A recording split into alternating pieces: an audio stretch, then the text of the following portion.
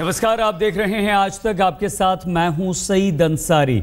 इस वक्त एक बड़ी खबर आ रही है और वो बड़ी खबर अगस्टा वेस्टलैंड कंपनी के खिलाफ सरकार के बड़े कदम की है। 3,500 करोड़ की ये डील रद्द कर दी गई है।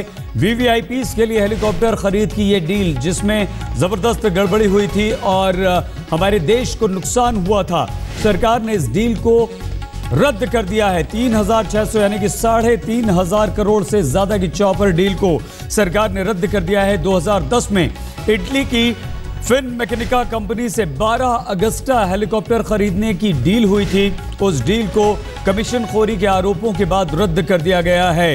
इसकी कीमत 3,600 करोड़ रुपए थी। इन हेलीकॉप्टर्स का इस्तेमाल वीवीआईपीज यानी कि राष्ट्रपति, उपराष्ट्रपति, प्रधानमंत्री जैसे भारत के वीवीआईपीज नेताओं के लिए किया जाना था और इस सौदे के लिए कुल 350 करोड़ रुपए की रिश्वत दी गई है, जो रिश्वत इटली और भारत के लोगों को दी गई। जांच के बाद भारत सरकार ने इस डील को रद्द कर दिया है। 3,600 करोड़ रुपए की यह डील थी। 12 हेलीकॉप्टर्स अगस्टा वेस्टलैंड के खरीदे जाने थे। आइए इस वक्त हम आपको सीधे लिए चलते हैं हमारे संवाददाता गौरव सावंत के पास, जो इस वक्त हमारे साथ जुड़ चुके हैं। गौरव, ये डील अगर रद्द हुई है तो वो क्या दबाव था, वो क्या तथ्य और साक्ष्य हमारे सामने आए थे जिसके बाद सरकार को यह बड़ा कदम गौरव उठाना पड़ा? ने आए थे जिन सबूतों के आधार पर सरकार को यह निर्णय लेना पड़ा है कि ये जो 3,600 करोड़ रुपए की अगुस्टा वेस्टलैंड वीवीआईपी हेलीकॉप्टर बेड़े की डील है, इसे कैंसिल कर दिया गया है।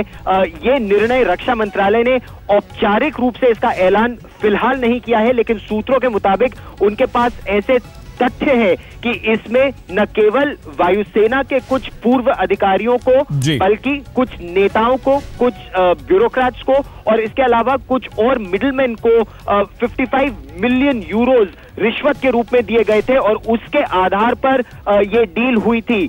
इसकी शिकायत कुछ और हेलीकॉप्टर कंपनियों ने भी की थी। इससे पहले रूस और अमेरिका के हेलीकॉप्टर्स भी इस रेस में थे, लेकिन 3,600 करोड़ रुपए की ये वीवीआईपी हेलीकॉप्टर डील हुई थी। आरोप ये लगा था कि इसमें अगुस्टा वेस्टलैंड को, इस कंपनी को ये कॉन्ट्रैक्ट देने के लिए नियमों में परिवर्तन किए गए थे और उसके आधार पर ये कमीशन दिया गया था उन अधिकारियों को। इसमें वायुसेना के एक पूर्व वायुसेना अध्यक्ष और उनके रिश्तेदारों का भी नाम आया था और ये भी साक्ष्य सामने आए थे इटली की एक अदालत में कि किस तरह से पैसे चंडीगढ़ की एक कंपनी में दिए गए थे और उस कंपनी से वो पैसे किन अधिकारियों के पास गए, वो पूरा लेखा जोखा जब सामने आया।